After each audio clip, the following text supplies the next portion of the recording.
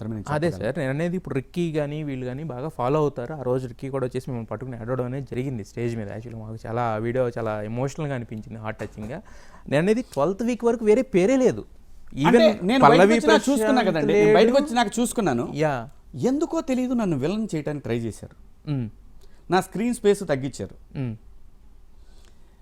పేర్లు అనవసరం కానీ అవసరానికి అవసరం లేని దానికి ప్రతిదానికి ఆ క్యాండిడేట్ని పిలిచి బిగ్ బాస్ మాట్లాడుతూ ఉండేవాడు. అక్కడ కొడుతుందిరా బాయ్ గోవర్ధన, ఎక్కడ కొడుతుందిరా అనుకున్నా అని నేను ప్రశాంత్ తోటి ఎవరితో కూడా చెప్పాను. ఏదో కొడుతుందిరా, మనం తప్పుగా ఆలోచిస్తున్నామా, జనం ఈ బిగ్ బాస్ ఎవరినైతే చెప్తున్నాడో పేరు ఆ క్యాండిడేటే కరెక్టా, మనమే తప్పేమోరా అని నేను అనేవాడిని వీళ్ళతోటి. సో నేను బిగ్ బాస్కి వెళ్ళింది జనం మనసులు గెలుచుకోవడానికే కానీ కప్పు గురించి నేను వెళ్ళాల. అది వచ్చినా రాకపోయినా జనం నా వైపు ఉన్నారనే దానికి ఆయన ఎవడో తెలియని పేజీలు, 100 ఫ్యాన్ పేజీలు, వచ్చినాయి, 1000 మీమ్స్ బయటకు వచ్చి చూసుకుంటే మా టీవీకి తెలీదా? సో కాబట్టి నేనేమనుకుంటానంటే ఎక్కడొచ్చి ఎవరన్నా జరుగుతాయండి, మన కర్మ బాలేపోయి మన కర్మే బాలేదు, మన కర్మ వాళ్ళ. ఇప్పుడు నేను అనేది 12 వారాల పాటు మీరు అన్నారు ఇప్పుడు స్క్రీన్ స్పేస్ తగ్గించారని. 12 వారాల పాటు ఇచ్చిన స్క్రీన్ స్పేస్ తగ్గించారు. సడన్ గా తగ్గించడం కానీ లేదంటే మిమ్మల్ని విలన్ గా పోర్ట్రే చేయడం అంటే ఇప్పుడు బేసిక్ గా మనం అవ్వలేదుగా, చెయ్యాలని ట్రై చేశారు కానీ అవ్వలేదుగా. నేను విలన్ అవ్వాల జనం దృష్టిలో హీరోగానే నేను బయటకు వచ్చాను. నేను ఎక్కడా చిన్న తప్పు కూడా చేయలే. ఎక్కడో ఎవరో ఒకవేళ స్ట్రాటజీ ఒక ఛానల్ అంటే ఒక స్ట్రాటజీ ఉంటుంది, ఆ స్ట్రాటజీలో మిస్ అయిపోయి అలా జరిగి ఉండొచ్చని నేను భావిస్తున్నాను. అంతకన్నా మనం ఎవరిని తెలియకుండా బ్లేమ్ చేస్తే వాళ్ళకి నాకు తేడా ఉండదు. నేను ఎవరిని బ్లేమ్ చేయదలుచుకోలే. ఆడియన్స్ మ్యాండేట్ అన్నారు, ఓకే. నెక్స్ట్ టైం నేనేం చెప్తానంటే ఈ ఆడియన్స్ మ్యాండేట్ అనేది స్క్రీన్ మీద వేయండి. ఎవ్రీడే ఓటింగ్ ఉన్నప్పుడు ఆడియన్స్ కనపడాలా, ఓకే ఈ నోట్లు పడ్డాయి ఈ మనిషికి, అప్పుడు ఇంకా థ్రిల్ ఉంటుంది ఆడియన్స్లో, ఫ్యాన్స్లో ఇంకా ఉత్తేజం ఉంటుంది. అయితే నేను ఎప్పుడు కోరుకునేది అంటే బిగ్ బాస్ ఆట అనేది కంటెస్టెంట్లు ఆడాలా, ఇంకెవరు ఆడకండి. కానీ ఇక్కడ మీరు చెప్పిన దాన్ని బట్టి చూస్తే ఎడిటర్ ఆడుతున్నట్టుంది కదా. ఈ ఎవడన్నా నేను చెప్తున్నా కదండి, అప్పుడు డబ్బులు అయితే పడ్డాయిగా, ఆడియన్స్ జడ్జిమెంట్ అయితే క్లియర్గా ఉందిగా, దాన్ని కాంట్రవర్సీ చేసుకోవడం అనవసరం. కాంట్రవర్సీ అని కాదు, నేను అనేది క్లారిటీ.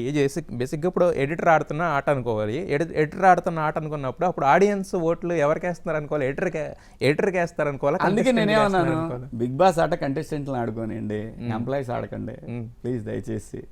మళ్ళీ మీరు దీన్ని కాంట్రవర్సీ చేయండి. నేను కాంట్రవర్సీ చేసేది ఏం లేదు, డైరెక్ట్ అదే అన్నాను. ఒక చిన్న క్లారిటీ కోసం అడిగాను కానీ కాంట్రవర్సీ అంతే గురు. నేను చెప్పేది ఒకటే, ఎవడో ఒకడు మిస్టేక్ చేస్తాడండి.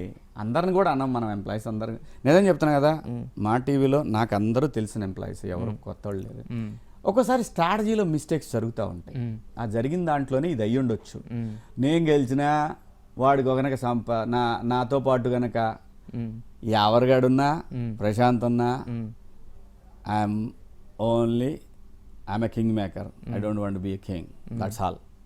నాకు వాళ్ళు గెలిస్తే రేపు పొద్దున చాలామందికి ఇన్స్పిరేషన్గా ఉంటుంది. కామన్ మ్యాన్ కానీ, ఇద్దరు కామన్ మ్యానేనండి, వాళ్ళిద్దరు ఎవరు కానీ వాడు కానీ కామన్ మ్యానే సార్. వాళ్ళిద్దరిలో ఎవరు కూడా పెద్ద సెలబ్రిటీలు కాదు, కామన్ మ్యాన్. వాళ్ళు గెలవాలి. ఎందుకంటే నేను అక్కడికి వచ్చిన తర్వాత ఎప్పుడైతే, ఇది చాలా క్లియర్గా వినండి, ఎప్పుడైతే నాకు అర్థమవుతుందో లోపల నన్ను ఎందుకు వీళ్ళు విలన్ చేయాలని ట్రై చేస్తున్నారు, ఎందుకు ఏమీ లేకపోయినా సరే తప్పులు జరిగినాయి, తప్పులు చేశామన్నా సరే వాళ్ళని హీరో చేయడానికి ట్రై చేస్తున్నారు.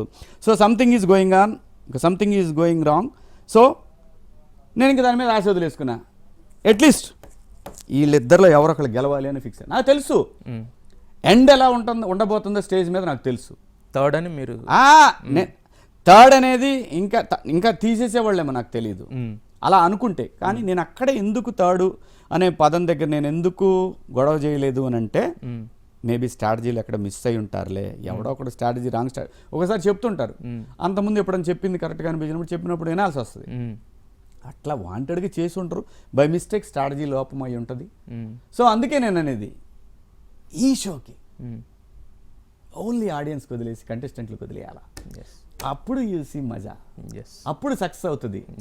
ఇవాళ ఇండియాలోనే హైయెస్ట్ రేటింగ్ వచ్చిన షో ఇదే, సీజన్ ఇది.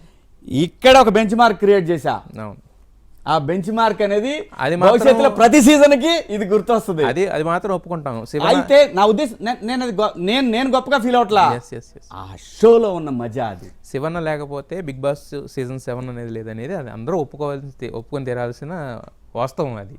నాకేం తెలియదు, ఆడియన్స్ ఇచ్చారు, నాకేం తెలియదు.